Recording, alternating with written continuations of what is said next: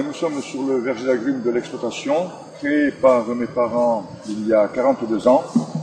Et le verger d'agrumes, à l'heure actuelle, a une vingtaine d'années. Ce verger d'agrumes était conduit en conventionnel jusqu'il y a 6 ans, période à laquelle nous sommes passés en agriculture biologique, parce que c'était beaucoup plus conforme à ce que nous pensions avec des fruits qui ne sont pas traités et que l'on peut donner donc aux consommateurs avec une qualité qui est surtout due au sous-sol, puisque nous avons ici un sous-sol caillouteux, pauvre, et donc la clémentine s'en ressort. C'est un terroir et ce terroir s'en ressent parce que la clémentine a un goût vraiment particulier. Et la clémentine se récolte à la main avec un sécateur, de manière à pouvoir l'accueillir avec sur le pédoncule une ou deux feuilles, qui est un garantie pour nous et pour le consommateur, un garantie de fraîcheur. Et nous n'utilisons aucun stratagème pour pouvoir maintenir cette fraîcheur sur la clémentine, c'est-à-dire de la cire ou autre. La clémentine est vendue telle qu'elle et nous l'accueillons donc dans la matinée, nous la conditionnons l'après-midi et le lendemain elle est vendue. C'est un gage de fraîcheur et c'est aussi, je dirais, le respect d'un cahier des charges d'une association qui est Terra Bio Corsica, à laquelle donc je m'associe. Et ce cahier des charges nous impose une vente du produit le lendemain, au maximum le surlendemain. Le consommateur a ainsi un produit qui est frais sur la table. Donc là, nous arrivons au calibrage. Tout à fait. Donc, après la récolte de ce matin, les salariés calibrent les fruits.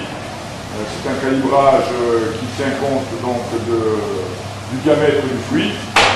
Et ça nous permet de conditionner la clémentine par partie de calibre.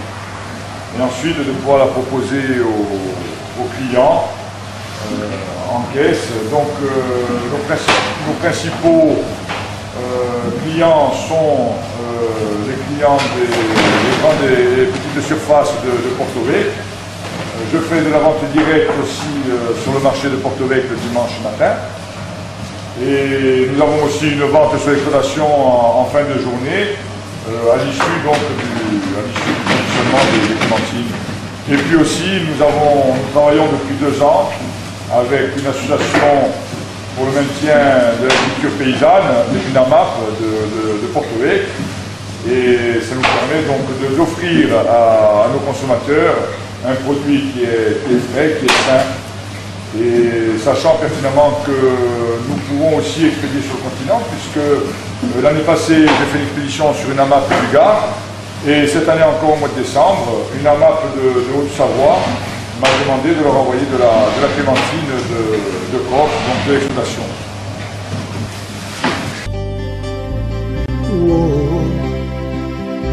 Passione multada, amore odano, domani. Bien, nous voici aujourd'hui dans le verger d'Oranger, faisant partie de l'exploitation comportant tous les agrumes, orange, pomelo, citron, clémentinier.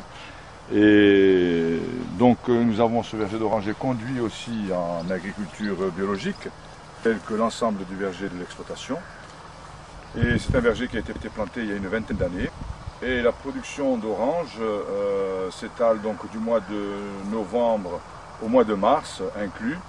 Donc chevauche par là même la production de clémentine qui est à l'heure actuelle terminée. Et nous enseignons derrière les oranges la production de pomelo et la production de citronnier qui chevauche aussi la production d'orange. Donc dans ce verger d'oranger, nous avons 2 variétés. Là, devant vous, nous avons la variété Valencia Latte et j'ai aussi une variété Navel qui permet ainsi de pouvoir étaler ma production. La parcelle d'oranger que l'on vient de voir, la parcelle de pomelo, toujours conduite en agriculture biologique. Et cette parcelle de pomelo me permet de diversifier l'ensemble des cultures agrumes. La commercialisation commence à partir du mois d'avril, donc à l'issue de la commercialisation des oranges. Donc ce qui nous fait une transition agréable. Donc là nous avons le pomelo Star Ruby, qui est un pomelo rosé, dont la chair est rosée, la peau est jaune, et qui est un peu plus sucré que le pamplemousse, qui lui est blanc. Et donc plus facilement commercialisable et plus attractif que le pamplemousse. Voilà donc sur cette culture de pomelo qui me permet d'offrir aussi aux AMAP du continent, sur lesquels j'expédie une partie de ma production, et qui me permet de diversifier là aussi mes différents types de ventes.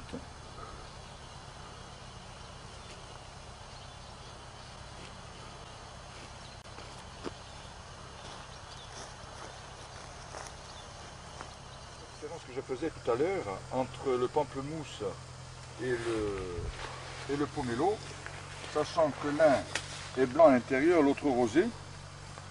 Donc démonstration va vous être faite de manière à vous montrer la couleur d'un pomelo.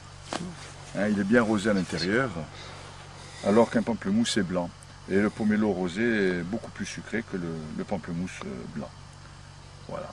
Nous trouvons devant le verger de citronnier, planté il y a 5 ans de cela.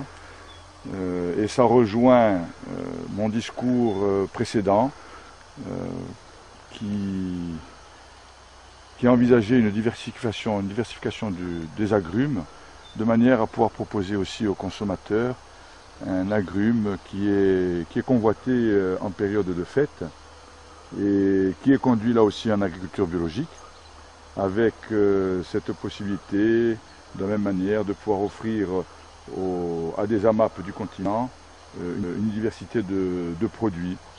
Donc la production de ces citrons s'étale du mois de novembre au mois de février-mars, sachant que ce sont des citronniers 4 saisons, la variété Eureka, qui permet d'avoir une floraison étalée dans le temps, toute l'année, et avec une production malgré tout la plus importante étant de décembre au mois de janvier. Sachant que nous pouvons commercialiser encore des citrons au mois de juillet-août, puisqu'il y a plusieurs floraisons tout au long de la saison.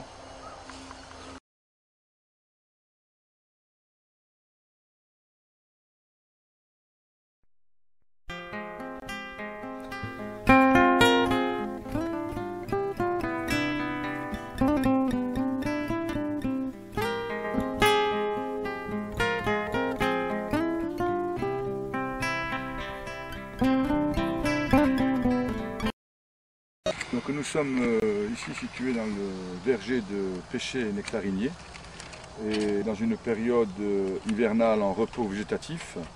Et pendant cette période, nous taillons les arbres de manière à réduire le nombre de rameaux et à faciliter la fructification, sachant que c'est une tâche qui est très lourde, dans le sens où tous les arbres ne se ressemblent pas et nous sommes contraints de choisir les rameaux les plus fructifères pour permettre cette fructification correcte avec un fruit qui soit beau.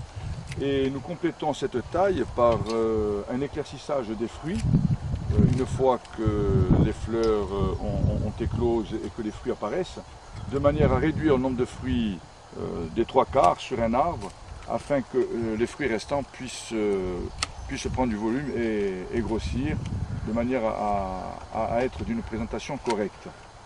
Donc sachant que pendant cette période, nous sommes au mois de février, nous commençons la taille depuis la fin novembre. Et nous voyons là bien la différence entre un arbre taillé et un arbre qui n'a pas été taillé, sachant que si on ne taillait pas les arbres, eh bien l'arbre perdrait de sa vigueur du fait d'un nombre de fruits trop important. Donc c'est une tâche qui est primordiale dans un verger.